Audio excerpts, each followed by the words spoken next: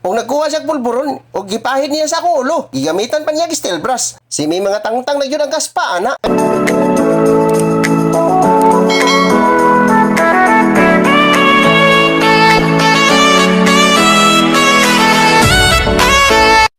Karong buntag di ay nakahuna-hunad ay ko magpagupit. Ug unya nakita na ko ning Justice nga gupitanan. Diri gyud mismo tapad sa PNB Surigao City. Padulong ni sa City Hall ug padulong dito sa Grandstand. Hingdiretso na jud ko sa pagsulod, wala na jud ko nanuktok. Kay kung nanuktok ta, naglangan-langan ra ta sa oras. Sa pagsulod nako, hingdiretso jud ko sa lingkuranan ug magpaplastar para makita ang atong pag-aagresibo. Ug sa akong pagkagwapo, dili sa panghinambog, nagdamgo ra man ko ana, nag-alinga saba, alimunga ora bitaw na. Nga oy, simi nagpaabot jud tag pila ka oras ani. Kay daghan kay customer diri. Simi mapinding jud ta ani sa atong pagkagwapo. Dugay kita mahimong gwapo ani. Kay dugay ta magupitan. Murag simi gila ay jud ko ani, pero nalingaw ra jud ko sa mga tawo nga nasa akong palibot. Kay gigupitan man sila una kay naulahi man gud ta. Gitawag na day ko sa maong barbero. Kay palingkuro na ko niya sa iyang lingkuranan para gupitan ako. Kay nakadungog siguro sa akong gitabi-tabi. Diri na yun ni magsugod ang kalbaryo para mahimo na kong gwapo. Gihikta na niya akong liok og himulbulan po ko pagsugod. Wala jud niya alang-alanga. Sinso gyud ang gigamit sa pagsapsap sa akong ulo. Ingon siya, kung dili sinso ang gamiton, dili ko no kumahimong simi gwapo. Og hingutubag yug ko. Ngano man gialang-alang ra man nimo nga simi gwapo. Nakamati ko di ko aning maong barbero. Simi hinawayan gani mananap. Gimikos-mikos yun niya pagayo sa pagdip-dip sa akong ulo. Simi naitip na gyud ang buhok. Kay sinso man gud ang gigamit. Kanang barbero nga naglingkod, kanang nakakulored,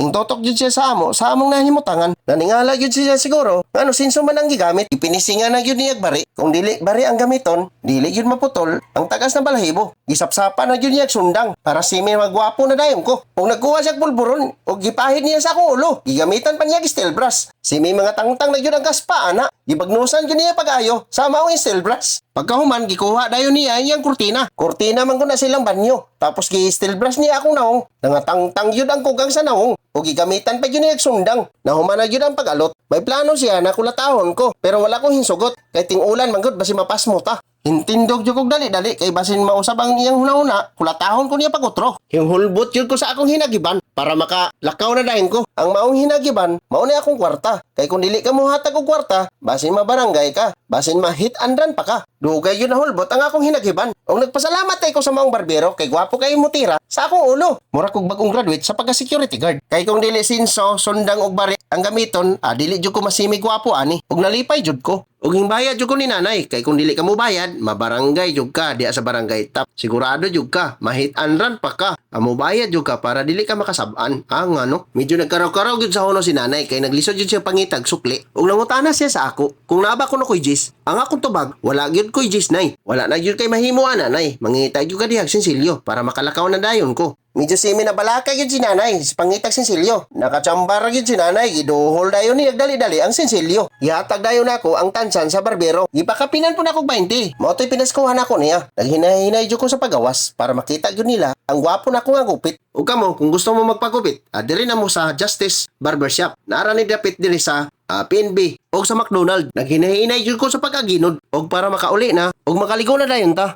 Ug akong i-ready ang akong helmet. Ug dugay po kayo nakuha ang akong helmet tira sa akong hawak. Kaya ako manghihikot. Ug nakuha na dayon ako na yung gisukbot. Ug akong gitaod sa akong ulo. Ug akong gihikot sa akong liog. Ug ato jud ning klarohon sa pagpadlak para dili ta ansip sa atong biyahe. Ug ayaw ninyo kalimti ang Justice Barbershop. Di kalidad ang ilang serbisyo. Serbisyo todo-todo. Mahimo gyud ang gwapo. Napay pakapin massage. Kondisyon yun na imong panglawas. Ingunaan yun ang Justice Barbershop. Ug busa, kung gusto mong magpagupit, ali na kamo. Ari na kamo. Dali na kamo. Pagdali kay malit mo.